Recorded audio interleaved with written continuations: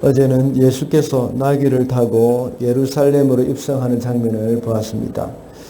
이 말씀을 통해서 온 세상의 왕으로 오신 주님을 맞이하는 자세가 어떠해야 하는지 왕을 맞이하라는 제목으로 말씀을 살펴봤습니다. 왕을 맞이하는 성도는 왕의 말에 순종해야 하고 왕을 위해 헌신해야 하며 왕께 영광을 돌려야 한다고 했습니다. 오늘은 예수께서 무리들의 환호 속에서 예루살렘 성 가까이 오셨을 때에 우시면서 장차 예루살렘이 어떤 일을 당하게 될 것인지를 말씀하셨습니다. 그리고 성전에 들어가셨을 때에 분노를 표출하시면서 성전에서 장사를 하는 사람들을 다 내쫓으셨습니다. 이와 같이 오늘 말씀 속에서는 예수님의 감정을 표출하는 장면들이 참 많이 나옵니다. 이것은 바로 성전에 대한 예수님의 사랑 때문이었습니다. 그래서 오늘은 성전을 사랑하는 마음이라는 제목으로 말씀을 살펴보도록 하겠습니다.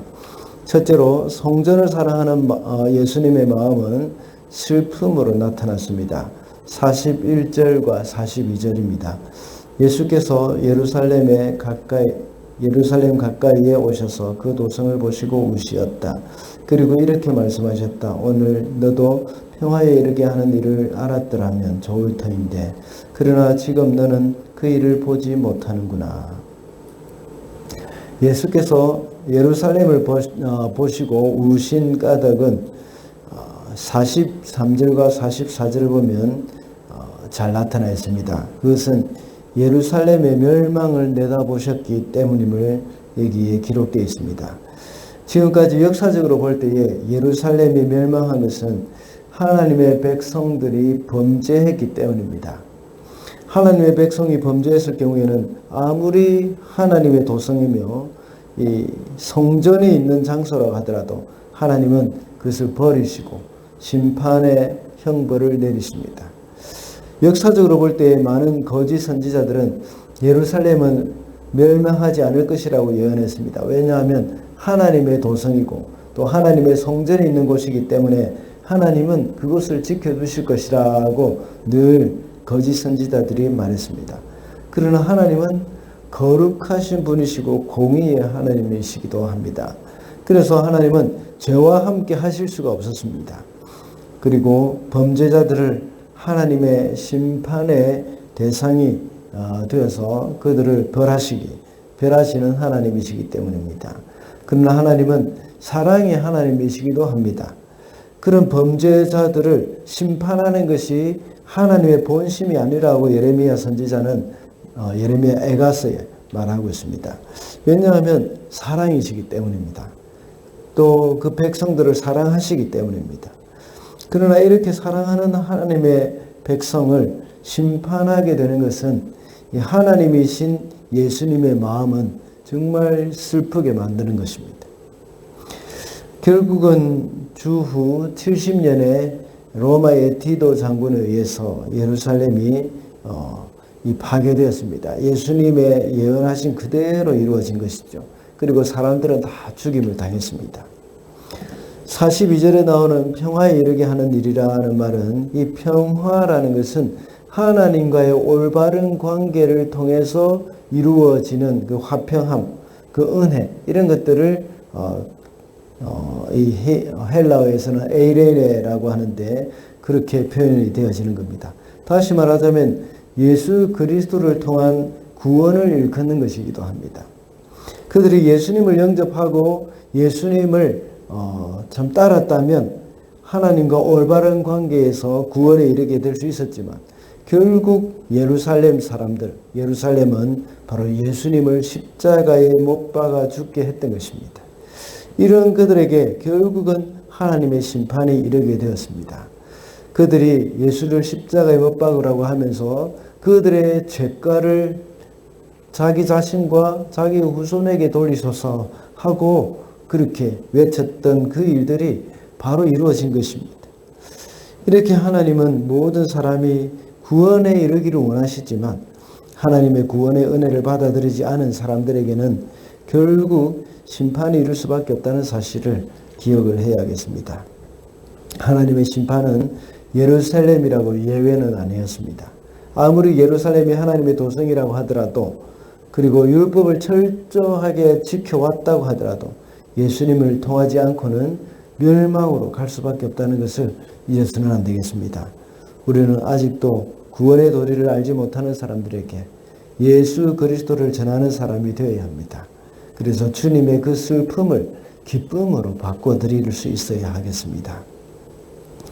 둘째로, 성전을 사랑하는 예수님의 마음은 또한 분노로 나타나셨습니다. 45절과 46절입니다. 예수께서 성전에 들어가셔서 장사하는 사람들을 내쫓으시며 그들에게 말씀하셨다. 성경에 기록하기를 내 집은 기도하는 집이 될 것이다 하였다. 그런데 너희는 그것을 강도들의 소굴로 만들어버렸다.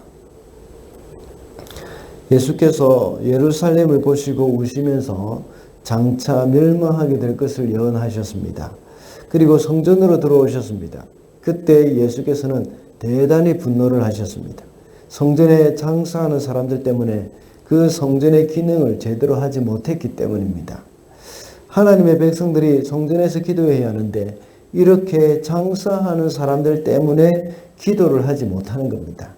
그래서 기도하는 장소인 이 성전이 시장 바닥이 되어버린 것입니다. 예수께서 이렇게 행하신 것은 성전을 사랑하는 마음이 있었기 때문입니다. 주님이 사랑하시는 그 성전이 이렇게 제 기능을 못하는 것에 대해서 예수님은 분노하셨던 것입니다. 요한복음 2장에도 역시 성전을 청결하게 하시는 사건이 기록되어 있습니다. 2장 17절에는 주의 전을 사모하는 열심히 나를 삼키리라 한 것을 제자들이 기억하면서 거기에 기록했다고 말씀하고 있습니다. 이렇게 예수님은 성전을 사랑하는 마음이 컸다는 것을 여기에 기록하고 있습니다. 다들 아시겠지만 신약에 있어서는 건물로서 성전은 더 이상 존재하지 않습니다. 이제 우리 교회가 성전이요, 성도들이 바로 한 사람 한 사람의 성도의 몸이 바로 성전입니다. 교회가 기도하는 기능을 감당하지 못할 때에 주님은 분노하십니다. 동일하게 성도가 기도하는 기능, 교회뿐만 아니라 성도가 기도하는 그 기능을 감당하지 못할 때에 우리 성도들은 너무나도 성도들을 사랑하는 주님은 분노하시는 겁니다. 성도의 마음속에 장사꾼의 마음이 가득하다면 기도가 안 됩니다. 마찬가지로 성도의 마음속에 이 탐욕이 가득하여 있을 때 기도가 안 되죠. 기도하더라도 탐욕스러운 기도 제목으로 가득 채워질 것입니다. 물론 이 기도도 하지 않는 것보다 낫겠죠. 또한 교회도 역시 마찬가지입니다. 교회가 물질에 대한 욕심에 가득 차 있을 때 교회는 제 기능을 하지 못합니다. 만약에 우리 가운데 기도가 잘 안 된다고 생각된다면 가장 먼저 점검해 봐야 할 부분이 이것입니다. 내 속에 혹시 탐욕이나 물질의 욕심이 있지 않는지 또 생각을 해봐야 한다는 겁니다. 그리고 요즘 우리 교회에 또 새벽기도의 불씨가 점점 더 약해져 간다는 생각이 많이 듭니다. 물론 지금 이 자리에 와 계시는 분들이 들을 말씀은 아니지만 교회의 기도의 불씨가 약해져 간다는 것은 교회의 본래 기능을 하지 못하고 있다고 생각을 해야 합니다. 성도와 기도할 시간이 없을 정도로 바쁘다면 그 바쁜 시간을 줄여야 합니다. 만약에 돈을 버는 일이 너무 바빠서 기도할 시간이 없다면 우리는 심각하게 생각해야 합니다. 우리는 돈을 버는 기계가 아닙니다.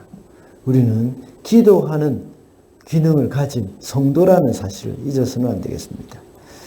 우리는 본래 우리가 해야 할 일을 충실히 행함으로써 주님을 기쁘시게 해드릴 수 있어야 하겠습니다. 말씀을 맺겠습니다. 오늘은 성전을 사랑하는 마음이라는 제목으로 말씀을 살펴봤습니다. 성전을 사랑하는 예수님의 마음은 슬픔으로 나타났고 또한 분노로 나타났다고 했습니다. 예수께서 성전을 보시고 기뻐하실 수 있으면 얼마나 좋겠습니까? 성전인 저와 여러분은 하나님과의 바른 관계를 통해서 기도하는 성도가 되어야 하겠습니다. 그래서 우리를 사랑하시는 주님을 기쁘시게 해드리는 저와 여러분이 되시기를 바랍니다.